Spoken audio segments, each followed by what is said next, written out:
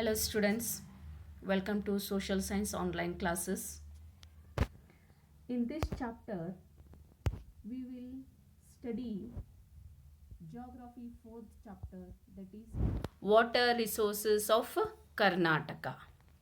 Okay, in this chapter, we'll discuss about the important rivers of Karnataka, the different types of irrigation in Karnataka, the importance of hydroelectric power stations, the major dams of Karnataka, and the disputes regarding sharing of river water and the importance of conserving river water.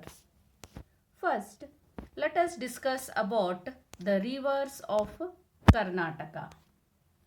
The rivers of Karnataka can be divided into two categories based on the direction of flowing. As you all know, the rivers are the main sources of water. So here in Karnataka, we have two types of waters flowing. We have east flowing rivers and the west flowing rivers. Among the east flowing rivers, Krishna, Kaveri, Pennar are the east flowing rivers. So we'll know more about the Krishna river. Krishna river is the second important river of South India. It takes birth at Mahabaleshwar and flows 1392 kilometers eastwards and finally drain in Bay of Bengal. But it flows only 480 kilometers. How much does it flow? It flows only 480 kilometers in Karnataka. The Bhima, the Koyna, Tungabhadra, Ghataprabha and Malaprabha are its tributaries. Irrigation and hydroelectric power generations from Krishna river system have benefited a lot in Karnataka. Now, coming to Kaveri river. Kaveri is the most important river of Karnataka. It is known as Dakshina Ganga. It originates at Talakaveri in Kodagu district and flows 804 kilometers through Karnataka and Tamil Nadu. It flows eastwards and finally drain in Bay of Bengal. It flows for only 380 kilometers in Karnataka. Many tributaries join this river. For example, Hemavati, Harangi, Lokapavani, Arkavati, Shimsha, Kapila, Suvarnavati and Bhadravati. And Bhavani. This river is most useful for agriculture, power generation and for drinking water supply. And Pennar river and Palar river flows through the districts of Kolar, Tumkuru and Bengaluru.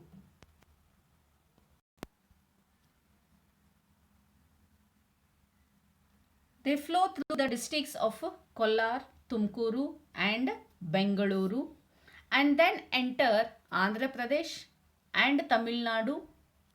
North Pennar and South Pennar are two separate rivers. The Pennar river is also known as Pinakini. Southern Pennar is known as Ponniyar in Tamil Nadu. Now, coming to west flowing rivers. The west flowing rivers are Sharavati, Kali, Bhadti, Netravati, Varahi and Aganashini.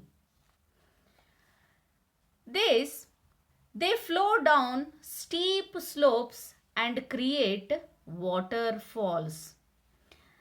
These rivers also help to produce hydroelectric power. Jog Falls on Sharavati River is world famous. It is the highest waterfall in India of 293 meters. Okay, now coming to the next topic, that is some important waterfalls of Karnataka. Some important waterfalls are Gokak, Bandaje, Chaya Bhagavati, Chunchanakatte, Shimsha, Gaganachukki, Barachukki, Magodu waterfall, Unchalli waterfalls and Jog falls. Then we'll know a little about Jog falls.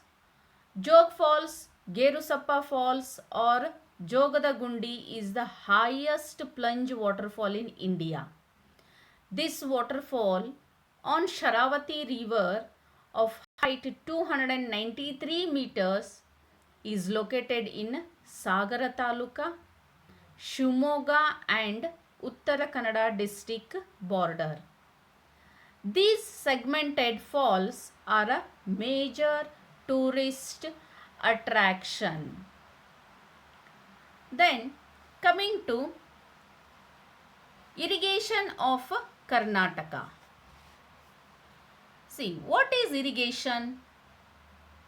See, water is essential for the growth of plants. Rainfall is the natural source of water, but rainfall does not occur throughout the year. So during such time, what happens? Store waters from ponds, wells, lakes, rivers and reservoirs is supplied to the crops. So this method of supplying stored water for cultivation of crops is called irrigation.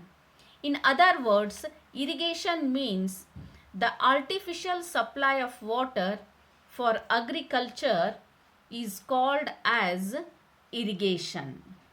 Okay, the main source of irrigation are wells, canals and tanks. At present, both river water and underground water are used for irrigation. Nearly 26.2% of land is under irrigation facility in Karnataka. Karnataka has occupied the 9th position in India with regard to irrigation. Raichur district has the largest area under canal irrigation in the state. Tank irrigation is maximum in Shimoga district, whereas Belagavi district has the maximum well irrigation facilities. In recent times, the number of tube wells has increased. When the land under irrigation is taken into consideration, Belagavi district occupies the first position and Kodagu district occupies the last position. The main canal irrigation projects of state are Krishnarajasagara, Tungabhadra, Hemavati, Kabini, Harangi, Vani Vilasa, Sagara, Upper Krishna, Alamatti, Narayanpura, Malaprabha, Karanja, Bennetore, Hippargi barrage and Badra projects. Now coming to hydroelectric power. The credit for successful generation of hydroelectric power for the first time in India goes to Karnataka. In Karnataka, rivers flowing towards the west are more suitable for this project. The first station was started in Shivanasamudra in 1902. This was constructed across the Kaveri river. After this, many projects of the same kind was started all over Karnataka. As a result, Karnataka is now the second in the production of hydroelectric power in India. The main hydroelectric power projects of Karnataka are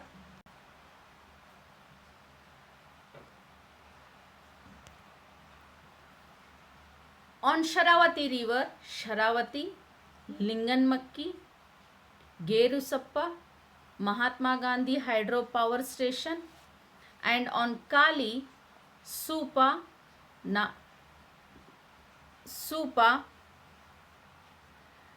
Nagajahari, Khadra, and Kodasalli, and on Varahi river,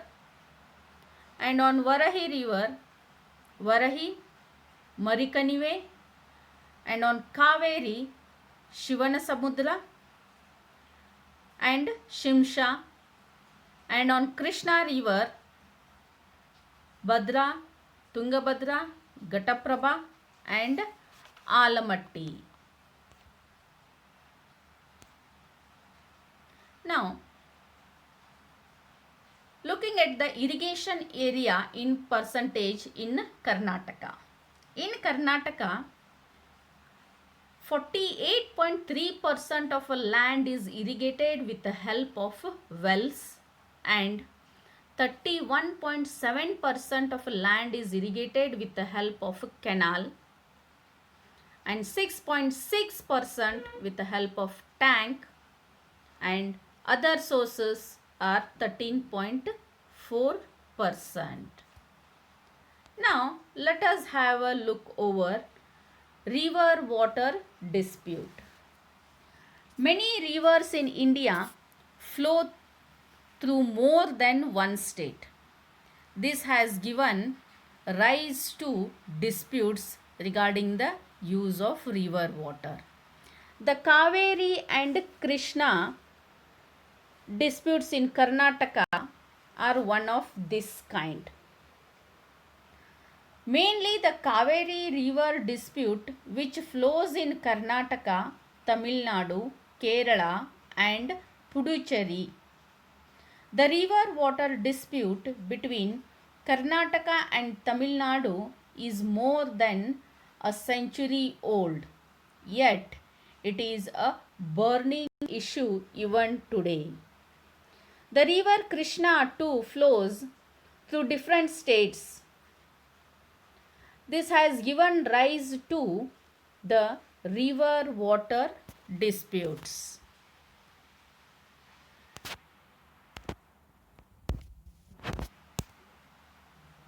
Thank you.